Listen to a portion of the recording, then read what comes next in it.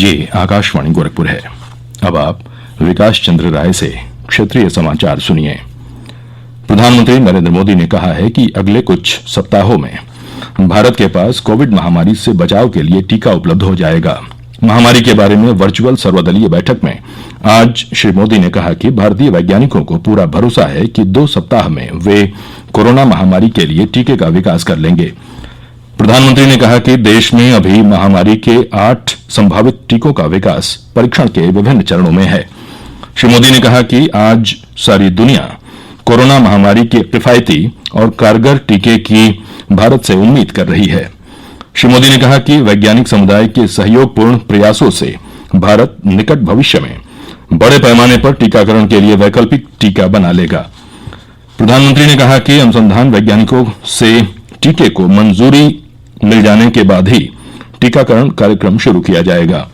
श्री मोदी ने कहा कि देश में बड़े पैमाने पर आम लोगों के टीकाकरण का कार्यक्रम मौजूद है और टीकों के समुचित भंडारण और आपूर्ति के लिए पर्याप्त शीत भंडारण सुविधाओं का विकास किया जा रहा है। श्री मोदी ने कहा कि देश में सबसे पहले स्वास्थ्य कर्मियों और महामारी से निपटने में लगे अग्रिम पंक्ति के योद्धाओं को टीके लगाए जाएंगे। उन्होंने बताया कि टीकाकरण कार्यक्रम की विस्तृत प्राथमिकता सूची राज्यों और केंद्र शासित प्रदेशों के सहयोग से तैयार की जाएगी। प्रधानमंत्री ने कहा कि टीकों का मूल्य राज्य सरकारों के परामर्श से तय किया जाएगा और आमजन के स्वास्थ्य को सर्वोच्च प्राथमिकता दी जाएगी। प्रधानमंत्री ने कहा कि देश ने फरवरी-मार्च के बाद से अब तक कोरोना से निपटने में काफी प्रगति कर ली है। उन्होंने लोगों के अदम्य साहस और प्रयासों के लिए सभी के प्रति आभार व्यक्त किया। श्री मोदी ने कहा कि भारत ने न सिर्फ अपने नागरिकों की मदद की है बल्कि अन्य राष्ट्रों को भी मदद पहुंचाई है और उन्हें दवाएं उपलब्ध कराई हैं।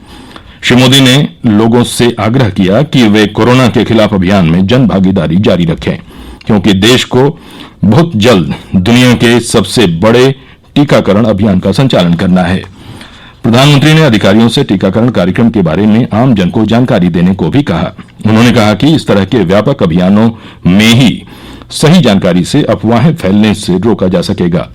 उन्होंने यह भी कहा कि टीका आने तक लोगों को मास्क पहनने, एक दूसरे के संपर्क में आते समय पर्याप्त दूरी बनाए रखने और बार बार हाथ धोते रहने जैसे एहतियाती उपाय जारी रखने चाहिए।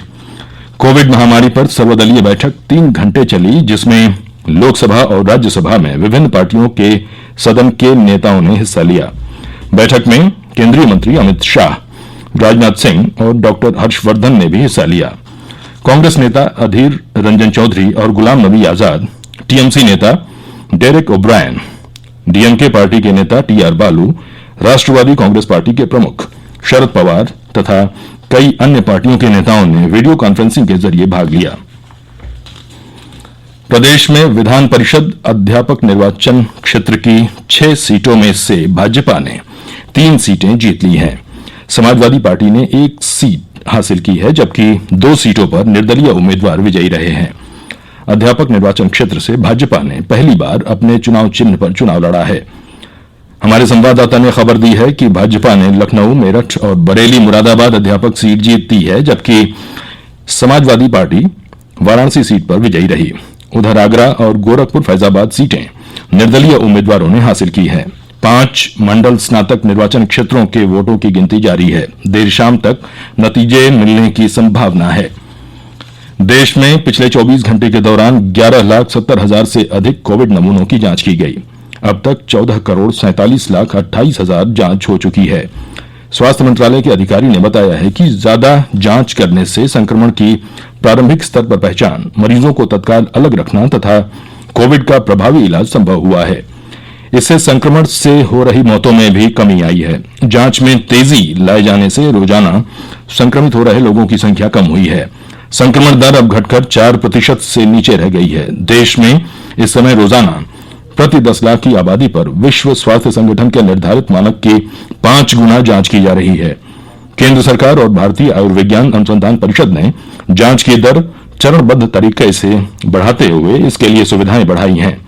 इस वर्ष जनवरी में पुणे के राष्ट्रीय वायरोलॉजी संस्थान की एक प्रयोगशाला से शुरू होकर अब देश में 2,196 प्रयोगशालाओं में कोविड जांच की जा रही है। इन प्रयोगशालाओं में 1,186 सरकारी तथा 1,010 निजी क्षेत्र में हैं।